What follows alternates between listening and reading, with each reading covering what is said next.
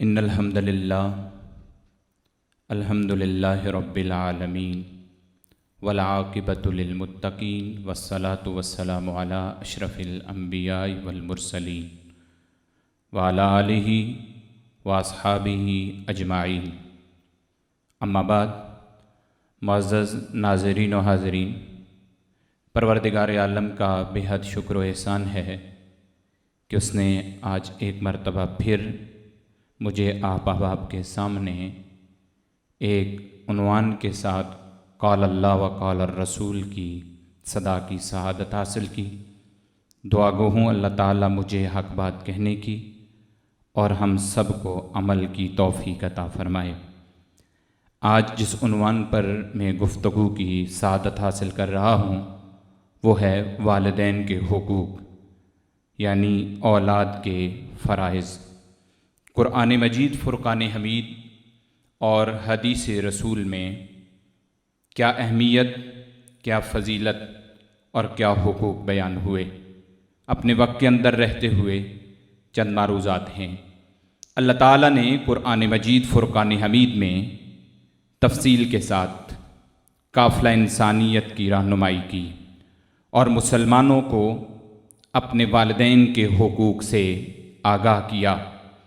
اللہ تعالیٰ نے سورہ بنی اسرائیل میں ارشاد فرمایا، وَقَضَىٰ رَبُّكَ أَلَّا تَعْبُدُوا إِلَّا إِيَّاهُ، اور تیرے رب نے حکم دیا اس کے سوا کسی کی عبادت نہ کرو۔ وَبِالْوَالِدَيْنِ إِحْسَانًا، اور ماں باپ کے ساتھ اچھے رہو۔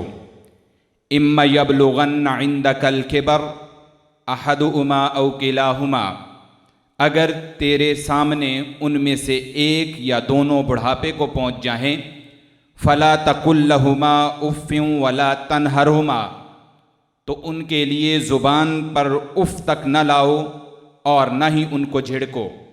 وَقُل لَّهُمَا قَوْلًا كَرِيمًا، وَقُل لَّهُمَا قَوْلًا كَرِيمًا، اور ان کے لیے گفتگو میں ایسا لہجہ اپناؤ جس میں عزت ہو۔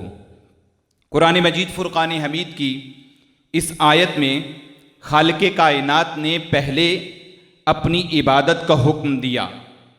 4 مقامات کلام مقدس میں ایسے ہیں جہاں پر خالق کائنات نے اپنا ذکر، اپنی توحید، اپنی عبادت کا تذکرہ کیا اور ساتھ ہی والدین سے متعلق ذکر کیا۔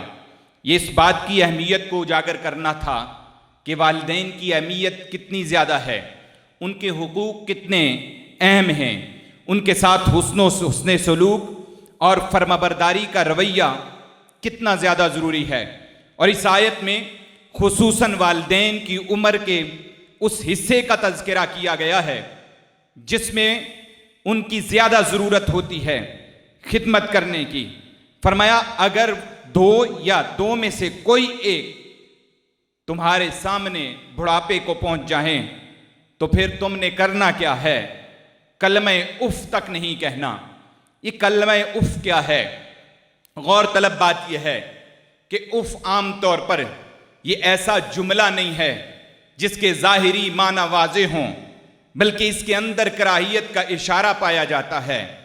اور قرآن مجید فرقان حمید کے پڑھنے اور سمجھنے کی طلب رکھنے والوں کو یہاں سے یہ نتیجہ اخذ کرنے میں کوئی مشکل نہیں ہوتی کہ اگر اف تک نہیں کہنا تو پھر اور کوئی سخت جملے جن کے معنی واضح ہوں کہنے کی اجازت کسی بھی صورت میں نہیں ہے۔ ولا تنہرما، انہیں جھڑکنا نہیں ہے۔ ظاہر ہے عمر بڑھاپے کی طرف جائے یا عمر ان کی جس جگہ پر بھی ہو، جس عمر کے جس حصے میں وہ ہوں، کسی بھی صورت میں ان کی اجازت نہیں ہے، لیکن بڑھاپے کا خصوصاً ذکر کر دیا کیونکہ والدین جب بڑی عمر میں ہو جائیں تو ظاہر سی بات ہے عمر کا تقاضا، اعصاب کی کمزوری، دماغ کی کمزوری، چڑچڑا پن بھی ہو سکتا ہے، غصے کا آنا بھی ہو سکتا ہے۔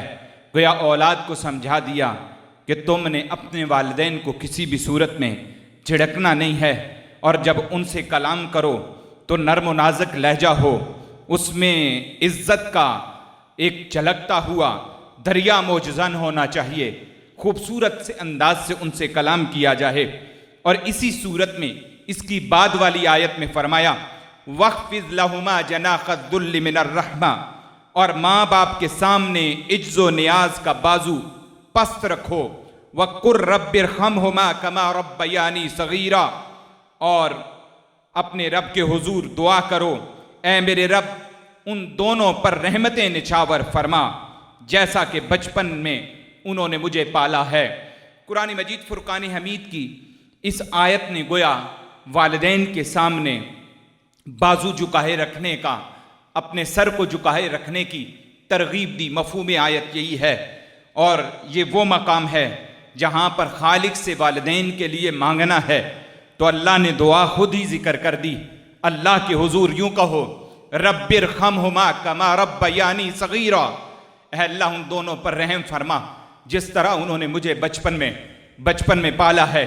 انسان غور و فکر تو کرے کہ میں تھا کیا، میں کس طرح اپنی زندگی کے ایام گزار کر اپنی صلاحیتوں کے عروج کی طرف بڑھا، اپنے اعصاب میں طاقت کی طرف گیا، لیکن یہ پیچھے دیکھا جائے اور پلٹ کر دیکھا جائے، غور کیا جائے تو بار بار ہمیں ترغیب دی جا رہی ہے، احساس دلایا جا رہا ہے۔ یہی والدین ہیں جنہوں نے اپنا سب کچھ قربان کر دیا، تجھے دیکھ کر خوشی کا اظہار کیا اور تجھ پر ساری اپنی محبتیں نچھاور کیے رہے، اور آج بھی ان کی محبت کا مرکز ان کی اولاد ہی ہے، اور اولاد کو کہہ دیا کہ ان کے لیے دعائے مغفرت کرنی ہے، ان کی صحت کی دعا کرنی ہے، ان کی عزت میں اضافے کی دعا کرنی ہے، ان کے لیے خالق سے فضل اور رحمت طلب کرتے رہنا ہے۔ میں قرآن مجید فرقان حمید سے ایک اور حوالہ لینا چاہ رہا ہوں، سورہ لقمان سے آیت نمبر 14 ہے، اس میں مزید اسی انداز سے قافلہ انسانیت میں اولاد کو گویا ترغیب دی۔ وَوَصَّيْنَا الْإِنسَانَ بِوَالِدَيْهِ، اور ہم نے انسان کو اس کے ماں باپ کے بارے میں سمجھایا، حَمَلَتْهُ أُمُّهُ وَهْنًا عَلَى وَهْنٍ، کہ اس کی ماں نے اسے پیٹ میں اٹھائے رکھا، ایک کے بعد ایک کمزوری دیکھی۔ وَفِصَالُهُ فِي عَامَيْنِ، یوں دودھ چھوٹنے تک کے 2 سال گزر جاتے ہیں۔ أَنِ اشْكُرْ لِي وَلِوَالِدَيْكَ، یہ کہ حق مان میرا اور اپنے ماں باپ کا، والدین کا۔ اِلَيَّ الْمَصِيرُ، میری طرف ہی لوٹ کر آنا ہے۔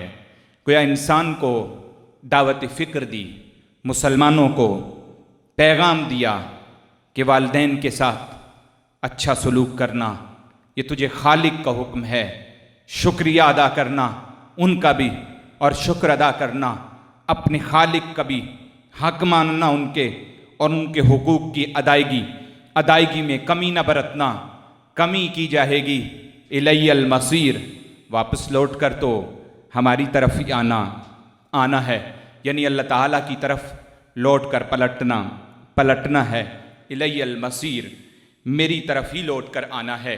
یہ قرآن مجید فرقان حمید کی آیت کا دوسرا حصہ اور انداز آپ نے دیکھ لیا، اس کلام کا پیغام آپ نے سماعت فرما لیا کہ والدین کے حقوق کی ادائیگی کے متعلق ہمیں حکم کیا دیا جا رہا ہے، ہم نے طرز عمل کیا رکھنا ہے، ہم نے رویہ کیا رکھنا ہے۔ اگر زندگی میں پہلے کبھی بھی کوئی کمزوری ہو گئی ہو، اگر زندگی میں پہلے کبھی بھی نافرمانی ہو گئی ہو، سب سے پہلے والدین سے معافی مانگی جائے، اپنے خالق کی حضور توبہ استغفار کی جائے۔ کامیابی اسی شخص کے لیے ہے جس سے اس سے والدین راضی ہو جاتے ہیں، اور ان کے تصدق سے پھر خالق بھی راضی ہو جاتا ہے۔ رسول رحمت تاجدار دو عالم صلی اللہ علیہ وآلہ وسلم کی احادیث طیبہ بھی ہماری رہنمائی اسی طرح کرتی ہیں۔ یہ قرآن مجید کی آیات تھی جن میں سوچ رکھنے والے کو، سمجھ رکھنے والے کو فوراً سے عمل کرنا چاہیے۔ اولاد جتنی بھی پڑھ لکھ جائے اور والدین اگر نہ بھی پڑھے لکھے ہوں تو میں پھر بھی ان آیات کے مفہوم کے ضمن میں یہی کہوں گا، ترجیح ہمیشہ والدین کو دینی چاہیے۔ کبھی بھی یہ انداز نہ اختیار کیا جائے، والدین کو اس انداز میں نہ کہا جائے آپ کیا جانتے ہیں، جانتے تو ہم ہیں، آپ کا دور تھا، یہ ہمارا دور ہے۔ کیوں کہ اس لب و لہجے میں ادب دکھائی نہیں دیتا، اس لب و لہجے میں عزت دکھائی نہیں دیتی، اس انداز میں محبت دکھائی نہیں دیتی۔ کلام ہو، جملے ہوں، ان میں محبت اور ادب کا ہونا اشد ضروری ہے۔ والدین کو کبھی بھی ان کا دل نہ ٹوٹے، کبھی بھی انہیں یہ محسوس نہ ہو کہ ان کے ساتھ توہین آمیز لہجے میں بات کی گئی ہے۔ ادب کا لہجہ، محبت کا لہجہ، اسی کا تقاضا اللہ کا قرآن کرتا ہے، اور رسول رحمت تاجدار دو عالم صلی اللہ علیہ وآلہ وسلم کی حدیث طیبہ کرتی ہیں۔ آج کے خطیب کی طرف نہ جائیے، بلکہ میں آپ کو، آپ کی ان سوچوں کو، آپ کے اس رخ کو، آپ کی علمی سوال کے انداز کو بارگاہ رسالت میں آپ کی طرف لوٹانا چاہ رہا ہوں کہ رسول رحمت تاجدار دو عالم صلی اللہ علیہ وآلہ وسلم کے پاس ایک آدمی آتا ہے، اور ایک آدمی نے عرض کی، یا رسول اللہ صلی اللہ علیہ وآلہ وسلم، ما حق الوالدین علی ولدہما، اپنے والدین کا اپنی اولاد پر کتنا حق ہے؟ یہ شخص رسول اللہ صلی اللہ علیہ وآلہ وسلم سے عرض کرتا ہے۔ آقا حضور نے فرمایا، ہما جنتک و نارک، وہ دونوں تیری جنت بھی ہیں اور تیرے لیے دوزخ بھی ہیں۔ اس کا معنی یہ ہے کہ ان کی خدمت کر، اللہ تجھے جنت عطا فرما دے گا۔ ان کی فرما برداری میں رہ، ان کے ادب و احترام میں رہ، ان کے سامنے اپنے بازو جھکائے رکھ اور ان کے لیے دعا کرتا رہ، یہ تیرے لیے جنت ہیں۔ اور اگر نافرمانی کی طرف بڑھا تو پھر اپنا انجام دیکھ لے، وَنَارُكَ، یہ تیرے لیے دوزخ کا سبب بن جائے گی نافرمانی، اگر تو نافرمانی کرے گا۔ رسول رحمت تاجدار دو عالم صلی اللہ علیہ وآلہ وسلم کی ایک اور حدیث مقدسہ میں آپ احباب کی سماعتوں کی نظر کرنا چاہتا ہوں، اور اس حدیث مبارکہ کو اگر آپ پڑھنا چاہیں تو صحیح مسلم کے اندر یہ حدیث موجود ہے ان الفاظ کے ساتھ۔ عن ابی ہریرہ رضی اللہ تعالی عنہ عن النبی صلی اللہ علیہ وآلہ وسلم قال رغم انف ثم رغم انف ثم رغم انف قیل من یا رسول اللہ قال من ادرک ابویہ عند الکبر احدہما او کلیہما فلم يدخل الجنہ او کما قال النبی صلی اللہ علیہ وآلہ وسلم۔ حضرت ابو ہریرہ رضی اللہ تعالیٰ عنہ روایت کرتے ہیں کہ حضور صلی اللہ علیہ وآلہ وسلم نے ارشاد فرمایا، اس کی ناک خاک آلود ہو، پھر اس کی ناک خاک آلود ہو، پھر اس کی ناک خاک آلود ہو۔ پوچھا گیا، یا رسول اللہ وہ کون شخص ہے؟ فرمایا، جس نے اپنے ماں باپ میں سے کسی ایک کو یا دونوں کو بڑھاپے کی حالت میں پایا اور پھر ان کی خدمت کر کے جنت میں داخل نہیں ہوا۔ یہ راغم انف، ہلاک ہو جائے، یہ معنی بھی کیا جاتا ہے، ہلاکت ہے اس کے لیے۔ اللہ اکبر۔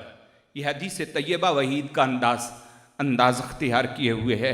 ہمیں بار بار اپنے والدین کی طرف پلٹنا چاہیے، بار بار ان سے دعائیں لینی چاہیے، ان سے معافی مانگنی چاہیے، کہیں ایسا نہ ہو یہ وحید ہمارے لیے ہی ہو۔ اللہ تعالیٰ اپنے والدین کی دعاؤں کے تصدق سے ہمیں جنت عطا فرما دے، ہمیں اپنی رضا والی زندگیاں نصیب فرما دے۔ اہل اللہ جو ہیں، جو صحیح معنی میں کامل ولی ہیں، ہم بارہا ایسے بزرگوں کی صحبت میں بیٹھے ہیں جو ہمیں ترغیب دیتے ہیں کہ بزرگ بھی اس وقت تک فائدہ نہیں دیتے جب تک والدین راضی نہ ہوں۔ اللہ تعالیٰ نے حکم دیا اپنی عبادت کا، ساتھ ہی والدین کے ساتھ حسن سلوک کا حکم ارشاد فرمایا۔ میں اپنی گفتگو کو مزید آگے بڑھانے کے لیے ایک اور حدیث رسول کا سہارا لینا چاہ رہا ہوں۔ والدین کی زندگی میں ان کی خدمت کی جائے، لیکن سننے والوں میں کوئی ایسے بھی ہوں گے جن کے والدین کوئی ایک نہیں یا دونوں دنیا میں موجود نہیں ہیں۔ وہ تو تڑپ رہے ہوں گے کہ کاش ہم نے اپنی زندگی میں مزید زیادہ اپنے والدین کی خدمت کی ہوتی ہے. اب جس نے جتنی بھی خدمت کی ہے، فرما بردار انسان تڑپ کے کہتا ہے میں نے اپنے والدین کی خدمت کا حق ادا نہیں کیا. انہوں نے اپنا آرام، اپنی دیگر سہولتیں، اپنی آسائشیں، اپنے قرب و جوار جو کچھ بھی میسر تھا سب کچھ تو انہوں نے میرے اوپر لوٹا دیا اور میرے لیے سارا کچھ کرتے رہے. اس دنیا سے رخصت ہو گئے. اللہ جن کے والدین دنیا سے رخصت ہو گئے انہیں درجوں کی بلندی نصیب فرمائے. بشری تقاضوں کے تحت کوئی عمل میں کمزوری ہے تو اللہ معاف فرما دے، اور جن کے حیات ہیں اللہ انہیں صحت اور ایمان والی لمبی زندگی نصیب فرما دے. ایک شخص بارگاہ رسالت مآب میں حاضر ہوتا ہے، یہ انصاری ہے، آقا حضور کی خدمت میں حاضر ہوا اور عرض کی میرے والدین کی دنیا سے رخصت ہو گئے ہیں، میرے والدین کی موت کے بعد ان کی اطاعت شہاری میں سے کوئی چیز میرے لیے باقی ہے یا رسول اللہ؟ اے اللہ کے نبی، کیا میرے والدین کے دنیا سے رخصت ہونے کے بعد بھی میرے لیے کوئی چیز باقی ہے؟ آقا حضور رحمت دو عالم صلی اللہ علیہ وآلہ وسلم نے ارشاد فرمایا 4 باتیں باقی رہتی ہیں. میں سمجھتا ہوں کہ اس حدیث میں ہم سب کے لیے سبق ہے. حضور صلی اللہ علیہ وآلہ وسلم نے پہلی چیز ذکر کی، آپ نے ارشاد فرمایا ان کے حق میں رحم و کرم اور مغفرت و بخشش کی دعا کرنا، یہ ان کے لیے ضروری ہے اور تیرے اوپر باقی ہے کہ تو ان کے لیے یہ دعا کا اہتمام کرے. اس سے اور میں نے جو آیت تلاوت کی ہے اس آیت سے 2 عنوان واضح ہوتے ہیں. ایک یہ کہ دعا ہمیشہ پہلے بھی کرنی چاہیے، ان کی حیات میں بھی، اور دنیا سے رخصت ہونے کے بعد بھی کرنی چاہیے. اور مغفرت و بخشش کی دعا فقط روح قبض ہونے کے ساتھ ہی نہیں ہے بلکہ دنیاوی زندگی میں بھی بخشش کی دعا کرتے رہنا چاہیے. دوسری چیز آقا حضور نے ارشاد فرمایا ان کے وعدے پورے کرنا. انہوں نے جو تمہارے سامنے وعدے کیے ہیں اگر تم ان سے متعلق کچھ حق کی ہی تلاش میں ہو تو ان کے اچھے کیے ہوئے وعدے ضرور پورے کرو. اور تیسرا ان کے دوستوں کی عزت کرنا، یہ تمہارے اوپر ہے، یعنی اپنی والدہ کی سہیلیوں کے ساتھ ان کی عزت، احترام اور ان کے تحفے تحائف کے معاملات میں انہیں اپنی والدہ کی صورت میں یاد رکھنا کہ یہ والدہ کے رشتے کے سبب سے، اور اسی طرح والد سے متعلق. اور چوتھی چیز فرمایا ان کی وجہ سے جو قائم رشتے ہیں ان کو جوڑنا، یعنی صلہ رحمی کرنا. ظاہر سی بات ہے والدین کے دنیا سے رخصت ہونے کے بعد رشتوں کا ایک سٹیپ آگے ہو جاتا ہے، اور گویا ترغیب دی رسول اللہ صلی اللہ علیہ وآلہ وسلم نے کہ پچھلے رشتوں کو چھوڑنا نہیں ہے بلکہ ان کو مضبوطی سے جوڑنا ہے.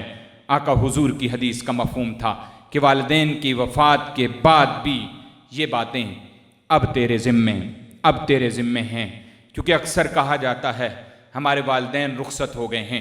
بلکہ اس پر ایک سوال جو میرے ذہن میں بھی آیا اور پوچھا بھی گیا تھا کہ والدین جس کے دنیا سے ناراض گزر گئے ہوں اگر، تو وہ شخص کیا کرے؟ اگر اسے یہ محسوس ہوتا ہو کہ میں نے والدین کو اس انداز سے خوش نہ رکھا تو وہ شخص اب کیا کرے؟ یہ دین اسلام کا اعجاز ہے کہ اپنے ماننے والے کو کبھی بھی اسلام تنہا نہیں چھوڑتا، مایوس نہیں چھوڑتا، اس کی رہنمائی کرتا ہے. میں ایک حدیث طیبہ پڑھنے جا رہا ہوں. یہ حدیث شریف مشکات کے اندر موجود ہے. حضور صلی اللہ علیہ وآلہ وسلم نے ارشاد فرمایا، حضرت انس رضی اللہ تعالیٰ عنہ راوی ہیں، آپ نے فرمایا بے شک ایک آدمی ایسا ہے کہ جس کے دونوں والدین یا ان میں سے کوئی ایک فوت ہو جاتا ہے اور وہ اپنے والدین کا نافرمان رہا ہے، تو وہ اس کے والدین دنیا سے رخصت ہو گئے، تو اب وہ ان کا بیٹا ہمیشہ ان کے لیے مسلسل دعائیں مانگتا ہے اور ان کے لیے بخشش و استغفار کرتا رہتا ہے، یہاں تک کہ اللہ تعالیٰ اسے نیکی کرنے والا اور فرما بردار لکھ دیتا ہے. یہ حدیث طیبہ ہماری رہنمائی کرتی ہے. ہم اگر نیک ہونا چاہتے ہیں، اور اگر کہیں کسی موقع پر ہم سے کوئی غلطی سرزد ہو گئی، اپنے والدین کے معاملے میں کہیں کوتاہی محسوس کرتے ہیں، تو ہمیں ان کی خدمت کرنا، ہمیں ان کے لیے دعائے مغفرت کرنا ہوگی۔ استغفار کثرت سے اس مقام پر لے آئے گا۔ والدین کے ہاں کیا یہ سلسلہ دعاؤں کا پہنچتا ہے یا نہیں؟ میں اس پر ایک حدیث طیبہ آپ کی سماعتوں کی نظر کرنا چاہتا ہوں۔ رسول رحمت تاجدار دو عالم صلی اللہ علیہ وآلہ وسلم نے ارشاد فرمایا، یہ حدیث شریف مشکات شریف کے اندر موجود ہے۔ آقا حضور رحمت دو عالم صلی اللہ علیہ وسلم نے ارشاد فرمایا، ان اللہ عز وجل لیرفع الدرجۃ للعبد الصالح، اللہ تعالیٰ ایک نیک بندے کا درجہ بلند کرتا ہے۔ اور کیا ہوتا ہے؟ وہ نیک شخص سوال کرتا ہے، انا لی ہذہ، یہ میرے لیے کہاں سے، کیسے یہ مجھے درجہ بلند کیا گیا ہے، میرا درجہ؟ فیقول باستغفار ولدک لک، تو اسے کہا جاتا ہے کہ تیرے اولاد نے تیرے لیے استغفار کی ہے، اللہ تعالیٰ نے اس کے سبب سے تیرا درجہ بلند کر دیا ہے۔ حدیث طیبہ کا یہ انداز بتاتا ہے کہ والدین دنیا سے رخصت ہو جائیں تو بھی ان سے تعلق قائم رکھنے کے لیے استغفار کا سلسلہ، ایصال ثواب کا یہ سلسلہ قائم و دائم رہنا چاہیے۔ یہ اسی صورت میں ممکن ہوگا جب ہم رسول رحمت تاجدار دو عالم صلی اللہ علیہ وآلہ وسلم کی تعلیمات پر عمل کریں گے۔ اولاد کی دعا کیا ہے؟ بلکہ میں اس پر ایک اور حدیث پیش کرنا چاہتا ہوں جس کو صحیح مسلم کے اندر ذکر کیا گیا ہے۔ امام مسلم نے اور امام بخاری نے بھی ایک موقع پر اس کو ذکر کیا ہے۔ صحیح مسلم میں یہ حدیث موجود ہے۔ رسول رحمت تاجدار دو عالم صلی اللہ علیہ وآلہ وسلم ارشاد فرماتے ہیں، اذا مات الانسان انقطع عنہ عملہ، جب انسان مر جاتا ہے، وفات پا جائے، تو اس کا سارا عمل ختم ہو جاتا ہے، الا من ثلاثہ، مگر 3 عمل ایسے ہیں جو ہمیشہ کے لیے جاری رہتے ہیں۔ صدقۃ جاریہ، پہلی چیز حضور صلی اللہ علیہ وآلہ وسلم نے ارشاد فرمایا صدقہ جاریہ، جو نیک عمل اس نے کیا ہے صدقہ جاریہ کی صورت میں، کنواں کھدوا دیا، باغ لگا دیا اور اس سے لوگ پھل کھاتے ہیں، درخت لگا دیے، لوگ اس سے استفادہ کرتے ہیں، مدارس تعمیر کر دیے، مدارس کا سلسلہ کہیں خدمت کا ایسا جاری کر دیا جو بعد میں بھی چلتا رہا، یہ صدقہ جاریہ میں آئے گا۔ بہت سی تفصیل ہے اس پر۔ او علم ينتفع به، دوسری چیز آقا حضور نے ارشاد فرمائی، علم جس سے فائدہ اٹھایا جائے، یہ بھی صدقہ جاریہ کی ہی فہرست میں ذکر کیا کہ ظاہر ہے یہ علم آگے چلتا جائے گا، بندے عمل کرتے جائیں گے، سنتے جائیں گے۔ اسی طرح یہ بندے کو جس نے آغاز کیا تھا، جس نے پڑھایا تھا، جس نے آگے اس سلسلے کو جاری کیا تھا، اس کو اس کا ثواب ملتا رہتا ہے۔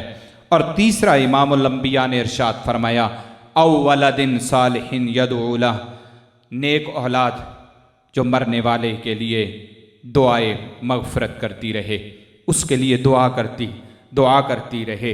میں والدین کے حقوق کا تذکرہ کرتے ہوئے یہ بات ضرور شامل ذکر کر رہا ہوں کہ والدین کے لیے دعا کیجئے، صدقہ جاریہ ہیں ہم سب اپنے والدین کے لیے۔ ظاہر سی بات ہے یہ کیا انویسٹمنٹ ہے کہ صدقہ جاریہ کے لیے کوئی کنواں کھدوا دیا، بڑی بات ہے، اچھا کام ہے، یا کوئی اور مدرسے کی تعمیر کر دی، اچھا کام ہے۔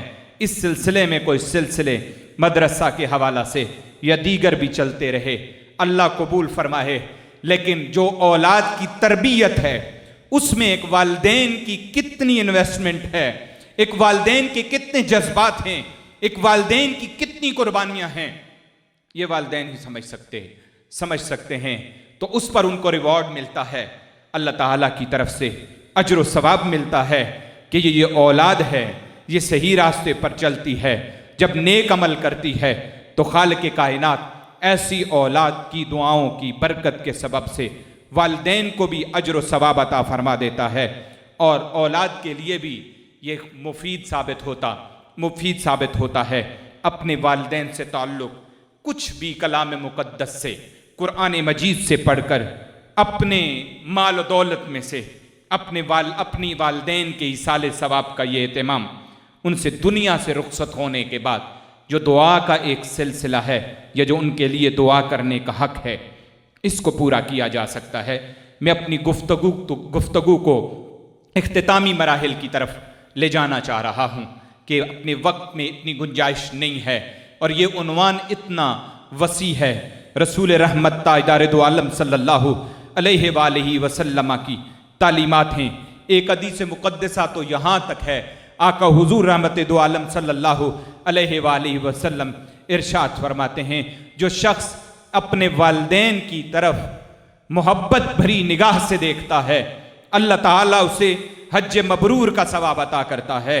اور رسول رحمت تاجدار دو عالم صلی اللہ علیہ وآلہ وسلم سے عرض کی گئی، یا رسول اللہ صلی اللہ علیہ وآلہ وسلم، جو شخص بار بار 100 مرتبہ دیکھتا ہے تو اس کے لیے آقا حضور نے فرمایا، نعم، ایسے شخص کو بھی اللہ اجر و ثواب اتنے حجوں کا حج کا عطا فرما دیتا ہے۔ میں عنوان کی طرف پڑھ رہا ہوں، میں عنوان کو سمیٹ رہا ہوں کہ ہمیں عبادات کی طرف دیکھیں تو یوں رغبت دی گئی، قرآن کی طرف دیکھتے ہیں تو یوں رغبت ملتی ہے، حدیث طیبہ کی طرف دیکھتے ہیں تو یوں رغبت ملتی ہے۔ اپنے والدین سے محبت، نرمی اور ان کی خدمت کا یہ اہتمام کرنا ہے۔ میں ایک شخصیت کا حوالہ دیتا ہوں، یوں تو اس عنوان میں بہت سی شخصیات کا حوالہ دیا جا سکتا ہے، کیونکہ کابرین میں بزرگ والدین کی ادب احترام کرتے ہوئے ہمیں دکھائی دیتے ہیں اور ان کی سیرت میں ہمیں سبق ملتا ہے۔ حضرت اویس قرنی رضی اللہ تعالیٰ عنہ کا تذکرہ ضروری سمجھتا ہوں۔ حضرت اویس بن عامر رضی اللہ تعالیٰ عنہ یہ بڑی جلیل القدر ہستی ہیں، انہوں نے دور رسالت مآب پایا ہے، لیکن آقا حضور رحمت دو عالم صلی اللہ علیہ وآلہ وسلم سے ظاہراً ملاقات نہ ہو سکی، ورنہ عشق اور محبت اور عقیدت کا جو تعلق آپ کا نبی مکرم کی ذات کے ساتھ تھا وہ آپ ہی کا حصہ ہے۔ آپ کے متعلق حضور صلی اللہ علیہ وآلہ وسلم اپنے اصحاب کو کہتے ہیں کہ اویس بن عامر سے کہنا کہ میری امت کے لیے دعا کرے۔